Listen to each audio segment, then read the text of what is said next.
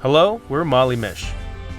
After 10 years exploring all there is to see in US, Canada, and Mexico, we built a camper out of a 4-wheel drive Mercedes Sprinter van and headed across the pond to continue our journeys in Europe. After enduring year-long self-imposed isolation in Croatia during the height of the pandemic, we are ready to resume our European adventures. This summer, we're headed to the Irish and British Isles, starting with the Republic of Ireland. Join us as we explore and discover the magic of the Emerald Isle.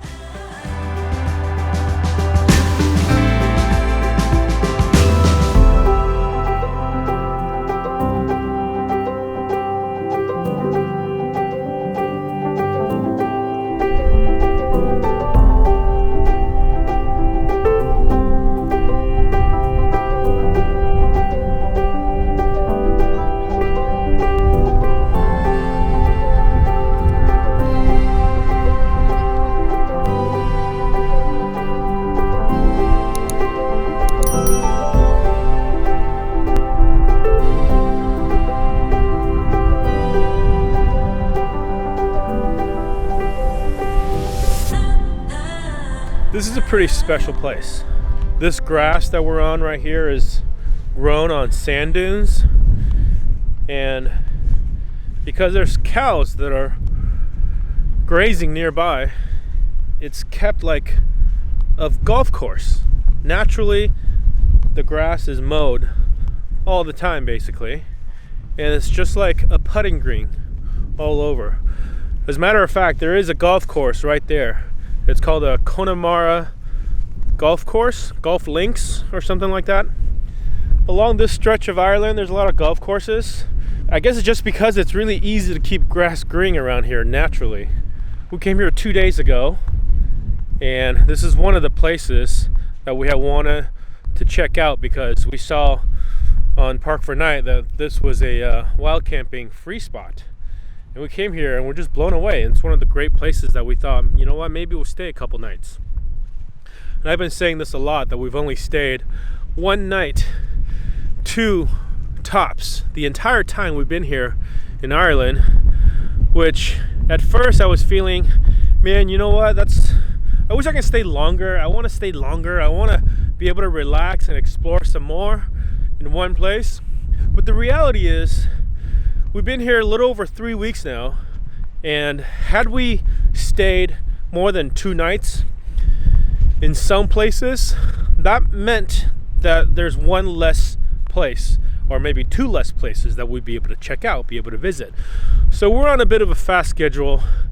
It's not ideal for our pace, but I'm okay with it because we get to see a bit more, albeit a little bit shorter time in each place.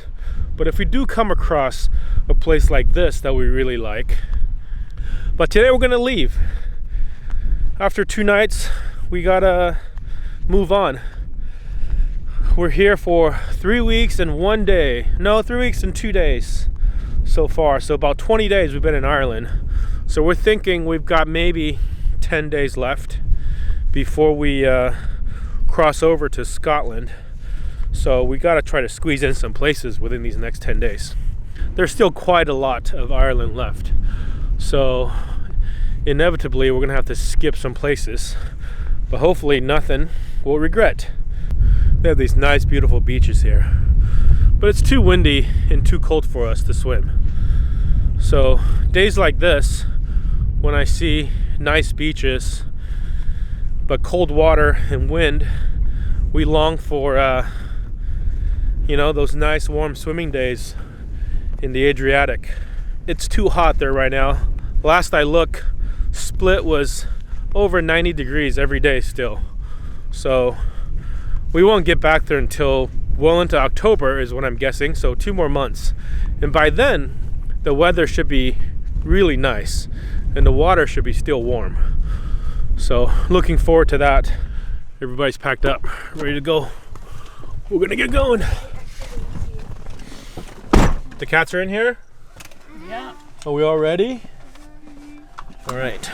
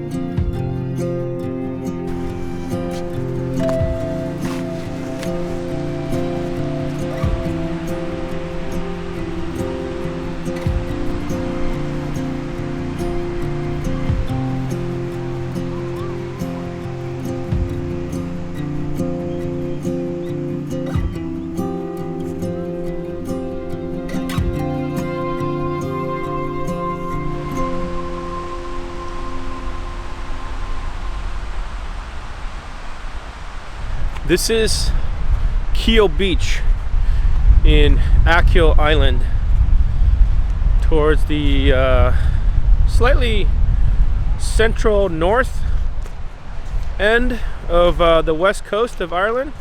It is an island technically, but it's a very short bridge to get here, and it is also very, very popular place. There's a campground right there that has about close to 200 maybe is what I'm guessing campers in there. 32 euros for a family of 4, and that doesn't include your showers. You got to pay an extra euro for 5 minutes of shower water. The nice thing is they allow overnight parking in camper vans in pretty much all the parking areas. This one, there's a grassy one over there, all around the campground. It's not difficult to overnight here, but it's not really the ideal place for us. There's people at this campground that I can tell who's been there for weeks, if not months, probably the whole summer. There's a guy with like tomato plants hanging from the fencing behind his camper. And one of the things that's interesting to me is, unlike all of the trailers, there's a bunch of travel trailers in there, which they call caravans here in Europe.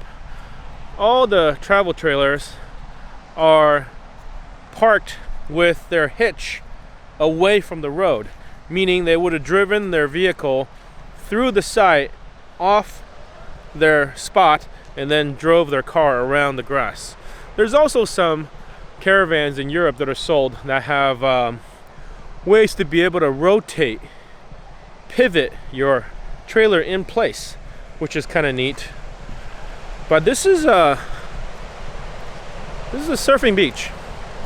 There's a lot of people surfing here.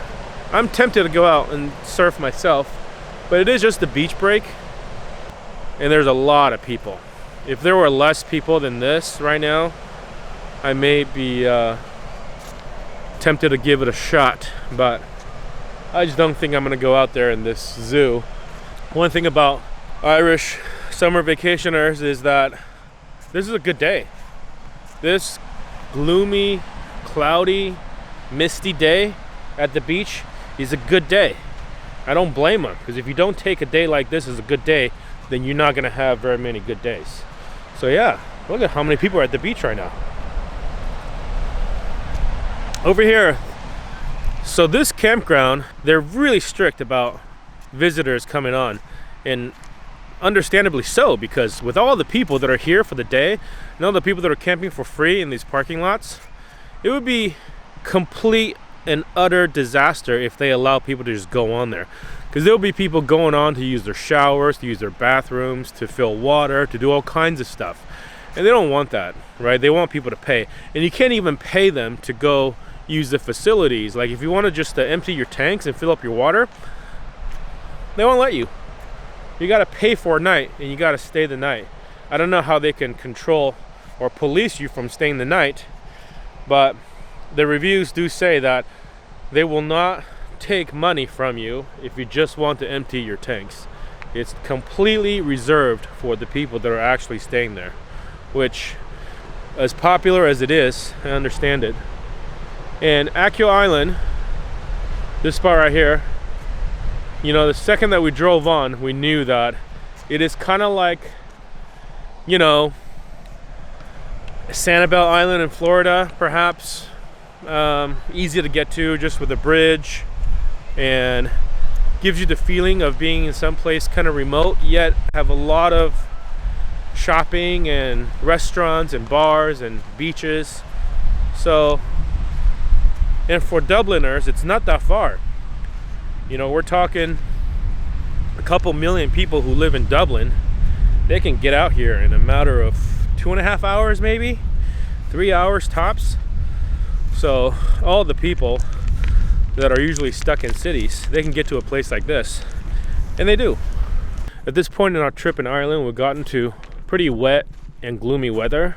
Unless the weather is like seriously subsides, it's just sightseeing. It's just trying to see places and go to places and experience the places, not really to go to some place and like camp and hang out and go outside and enjoy, because frankly, going to a beach is nice and all, but unless you can have a place to kind of retreat to after a few days to do a thorough cleaning job and sweep out the sand and vacuum and do all that stuff, which normal campers get to do when they take their camper van out for the weekend, we don't get to do that. The goal for our sort of day-to-day is maintain, right? Never let chaos get too out of hand. You know, you got to respect the second law of thermodynamics. No entropy. Keep things in order. Daddy, no bathing beyond.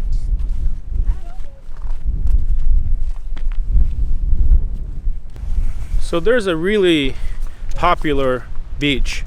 Well, maybe not as crowded as this one, but more picturesque beach.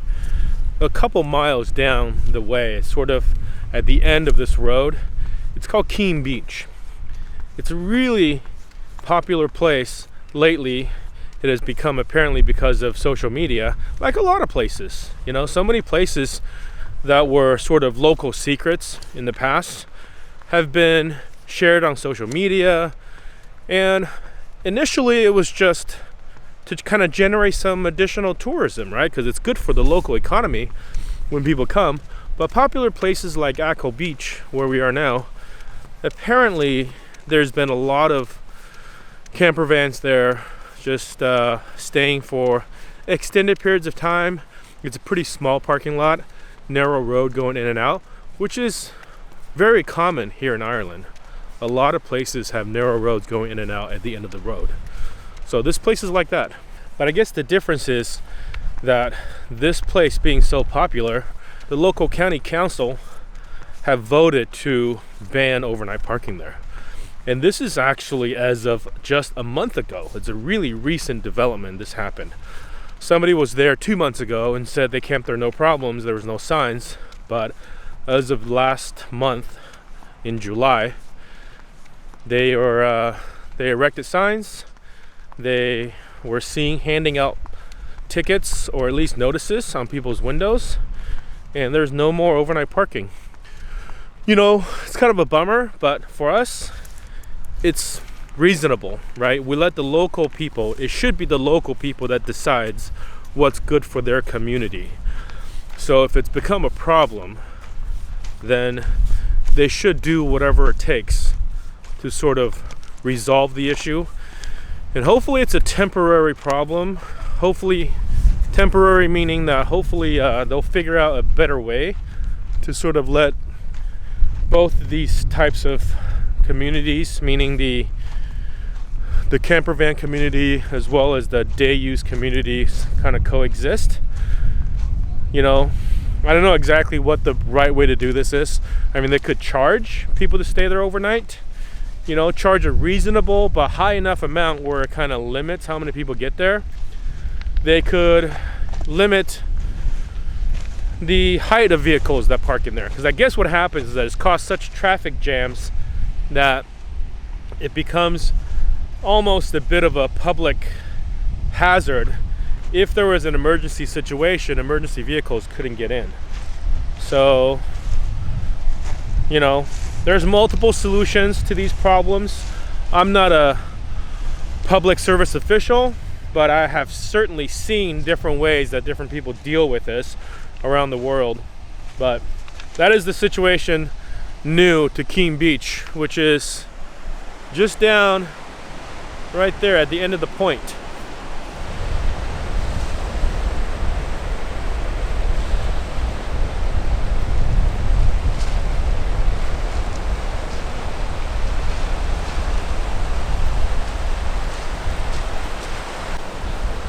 There's small little beach breaks, but looks fun. The reason why you don't see anybody here is because there is a sign that says dangerous, rip currents, rip tides, no bathing allowed. I don't think that applies necessarily to surfers, but all those people that are surfing down there, they're part of the surf school.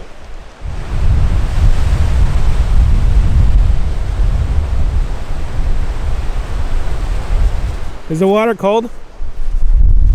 Well, if you take your hand out, but You could probably get frozen. You can probably get frozen.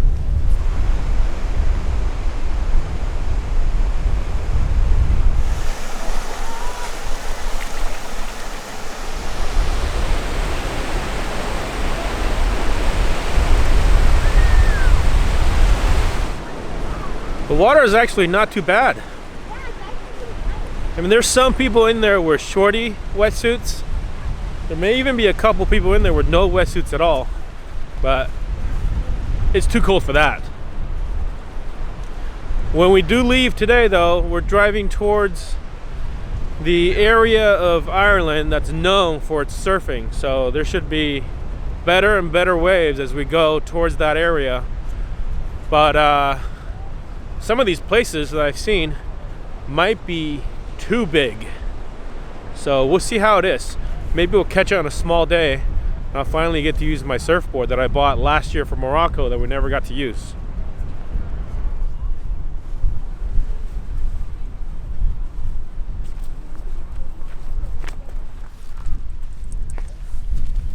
I'm not gonna get dressed. You've already got one, or you just keep it on until we get to you. Like you're gonna go in. I'm gonna go in today. I bet there's gonna be jellyfish. Yeah, we're here, and that's KEEL Bay. That's supposed to be the really nice beach, but no camping. We could just stop there for a bit. Yeah, see how the parking is.